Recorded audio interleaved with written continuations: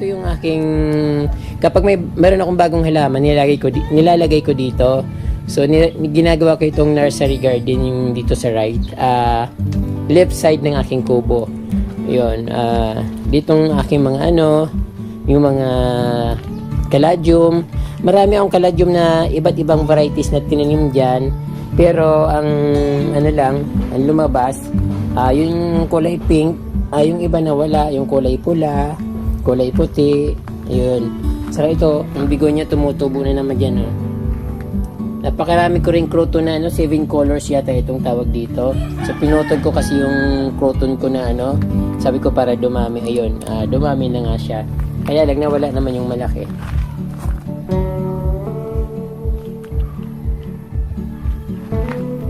Yun, pinaparami ko yung aking Hawaiian tree plant na ganitong variety. Kasi maganda siya. Although hindi ko alam kung dadami yun dahil kasi pinutol ko, hindi ko alam kung susupang yung puno. Pero nakikita ko meron na siyang maliliit. Then kaprom din, napakaganda pala ng yung ito palang mga mga caladium. Yung Anthurium kaprom din, nilagay ko sa planggana. Ayun, biglang lumaki at biglang dumami yung dahon niya. So ang nilagay ko na soil ay parang mix ng dahon, mga dahon na nahulog dito, nilagay ko sa planggana, saka inaluan ko ng ng lupa. Ayan, biglang dumami at ang lalaki niya, ang taba niya, ang dami-daming supang.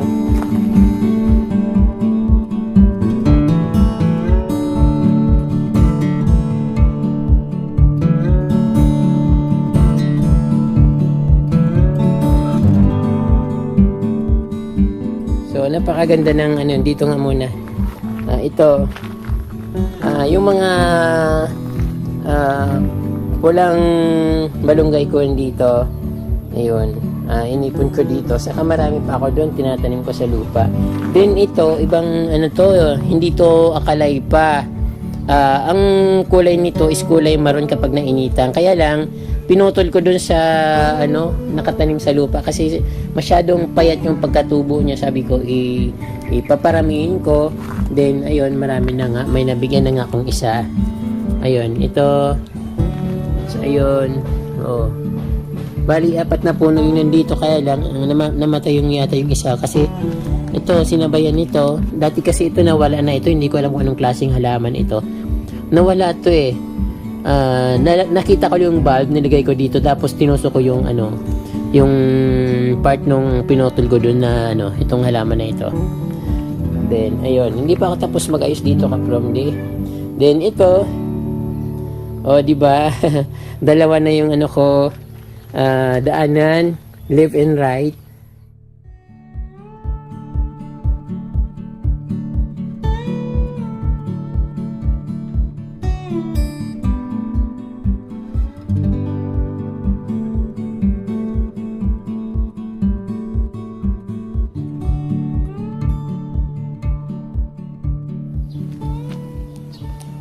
Yung halaman dito, mataas ito.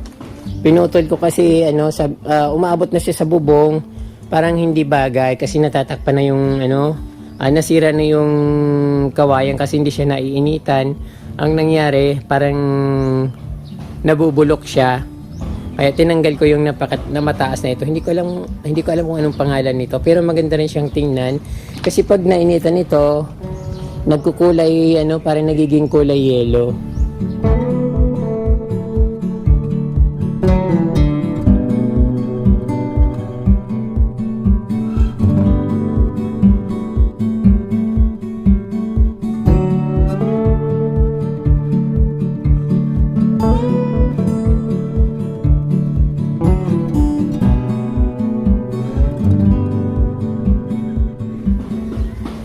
Then nilagyan ko ng bigonya yung coffee table ko dito kasi para sabi ko para mayroon naman laman.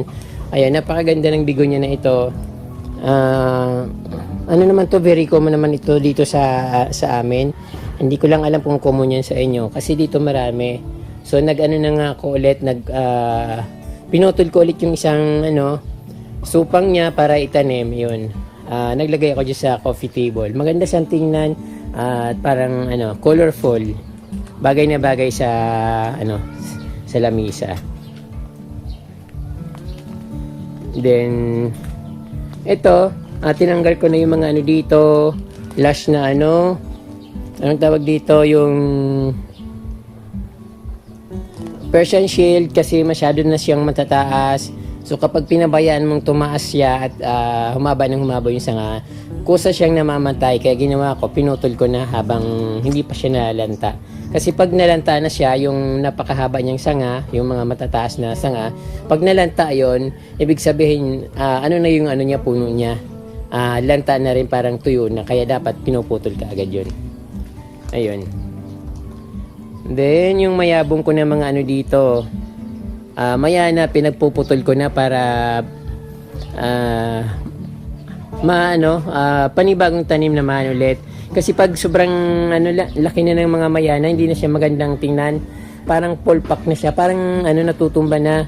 So kaya ginawa ko, yung mga pinutol ko, nireplant ko dun sa ilalim. So ayun, nabubuhay na ulit, maliliit pa, pero siguro mga 1 month or 2 months, maglalabasan rin, magaganda ulit yan. Sigurado.